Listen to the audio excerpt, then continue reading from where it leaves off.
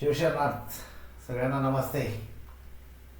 आपण गेले 2 महिने ज्या गोष्टीची आतुरतेने वाट पाहत होतो तो दिवस अखेर जवळ आलेला आहे. अगदी उद्या आणि परवा दिवशीच आपला दुसरा व्यापारी उद्योजक आणि वधूवर मेळावा या ठिकाणी संपन्न होतो आहे.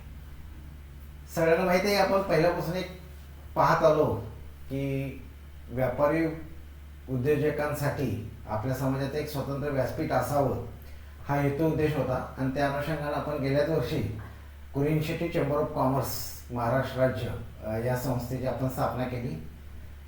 श्री सुधीर कुमार जमगे सर यांच्या अध्यक्षतेखाली ही संस्था गेले वर्षभर काही इव्हेंट्सच्या माध्यमातून, काही व्यापाऱ्यांना मदत करण्याच्या माध्यमातून, मार्गदर्शन करण्याच्या माध्यमातून सक्रिय झाली होती. आणि आज दुसरा व्यापारी उद्योजक मेळावा उद्या आपण घेतोय सांगली येथे. तर सर्वसाधारण व्यापारी उद्योजकांनी एकत्र यावं हा हेतू उद्देश त्याच्या पाठीमागं होता. आपलं हे जे कार्यक्रम पत्रिका आहे किंवा निमंत्रण पत्रिका आहे उद्याच्या कार्यक्रमाची, तर ही आपल्यासमोर आहे. सर्वसाधारण व्हॉट्सअपच्या माध्यमातून सुद्धा ही आपल्यापर्यंत पोहोचलीच असेल. तर साधारण 5 वाजता आपला कार्यक्रम उद्या चालू होणार आहे आणि 5 वाजल्यानंतर व्यापारी उद्योजक मेळाव्यामध्ये मान्यवरांचं आगमन होईल. त्यानंतर 5:15 ते 5:30 दीपज्वलन व स्वागत पूजा करून आपण कार्यक्रमाची सुरुवात करणार आहे. शिवैक्य झालेल्या समाज बांधवांना भावपूर्ण श्रद्धांजली पहिल्यांदा अर्पण केली जाईल. त्यानंतर आपलं जे व्यापारी वधूवर उद्योजकाची जी काही डिरेक्टरी आहे, आनंदानं सांगावंच वाटते की यावर्षी आपण जवळजवळ 90% डिरेक्टरी फुलफिल केलेली आहे. जवळजवळ 250 व्यापाऱ्यांच्या आपल्या समाजातील त्या पुस्तकामध्ये नोंदी आपल्याकडे आलेल्या आहेत. त्यांचे फोन नंबर्स आलेले आहेत. प्रत्येक गावावर आपण सर्वे केला होता. आमच्या संचालक मंडळाने जी काही इन्फॉर्मेशन कलेक्ट केली होती ती संपूर्ण इन्फॉर्मेशन त्याच्यामध्ये इन्क्लूड केलेली आहे. आणि त्याचंच हे स्मरणिकेचं प्रकाशन सुरुवातीला होईल. त्यानंतर प्रस्तावना होईल. त्यानंतर कुरियन शेट्टी चेंबर ऑफ कॉमर्सच्या अध्यक्षांचं भाषण होईल. आणि त्यानंतर आपण काही वक्ते निवडलेले आहेत. त्या वक्त्यांमध्ये स्पेशली यावर्षी जो ज्वलंत प्रश्न आहे समाजासमोर, जे छोटे व्यापारी आहेत खेडेगावातले, अगदी ऑनलाईन अमेझॉन, फ्लिपकार्ट्स यासारख्या ज्या काही कंपन्या आहेत त्यांचं लोन गावापर्यंत पोहोचलं आहे आणि ते कुठंतरी कॉम्पीट करतायत. आजचा आपला जो छोटा व्यापारी आहे तो कुठंतरी त्याला फेस करतोय. तर ह्या संधी म्हणजे फेस करत असताना आपल्याला जे प्रॉब्लेम्स येत आहेत, छोट्या व्यापाऱ्यांना मोठमोठ्या कंपन्यांना फेस करावं लागतं आहे. तर हे जे प्रॉब्लेम्स येतात त्या संदर्भात मार्गदर्शन करण्यासाठी आपल्याला निलेश कोष्टी म्हणून, जे सध्या टाटा रिटेलमध्ये कामाला म्हणजे सर्व्हिसला आहेत, जे IIM कोलकाताहून पासआउट आहेत, तर ते निलेश कोष्टी गेले 15 वर्षापेक्षा जास्त त्यांचा एक्सपिरियन्स आहे. तर ते आपल्याला मार्गदर्शन करतील व्यापार उद्योजकांच्या संदर्भामध्ये.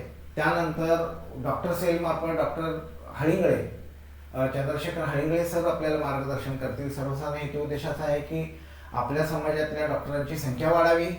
त्याचबरोबर जे काही डॉक्टर्स सध्या बनत आहेत त्यांना लवकर सेटलमेंट होण्याच्या दृष्टीनं काही मार्गदर्शन करता येईल का, हाही नियोजन या संदर्भात सुद्धा चंद्रशेखर हळिंगळे सर आपल्याला मार्गदर्शन करतील.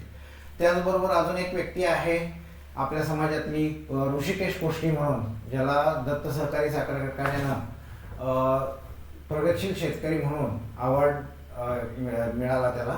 तर 110 टन ऊस त्यानं मिळवलेला आहे, म्हणजे 110 टन ऊस त्यानं तयार केलेला आहे. तर ह्या म्हणजे उत्पादन काढलेलं आहे 110 टनाचं. तर अशा पद्धतीनं काही व्याख्यानं पण आहेत. आणि ह्या व्याख्यानं जी होणार आहेत त्याचबरोबर आपले जे काही शिवसेना प्रतिष्ठानचे उपक्रम आहेत, तर त्या उपक्रमांमध्ये आपल्याला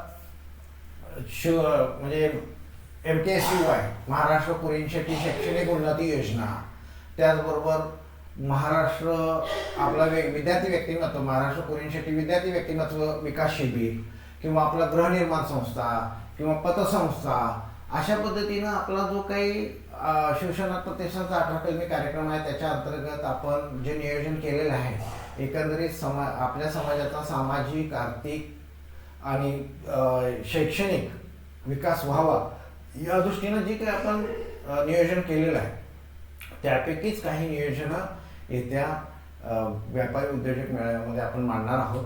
त्याच्यावर प्रामुख्याने चर्चा घडवून आणणार आहोत. प्रत्येकाला बोलायची संधी त्या ठिकाणी आहे. तर अशा पद्धतीनं व्यापारात एक स्वतःचं व्यासपीठ, त्याच्या माध्यमातून काही गती देण्याचा प्रयत्न आपण ह्या व्यापारी उद्योजक मेळाव्यामध्ये करणार आहे.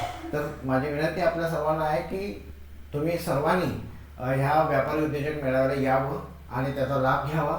आणि आपणच आपल्यासाठी काहीतरी करतोय, आपण स्वतः एक काहीतरी त्याचं व्यासपीठामध्ये सहभागी होतोय आणि हेच आपलं मौलिक सहकार्य शिवसेना प्रतिष्ठानला लाभणार आहे, कोरियन सिटी चेंबर ऑफ कॉमर्सला लाभणार आहे.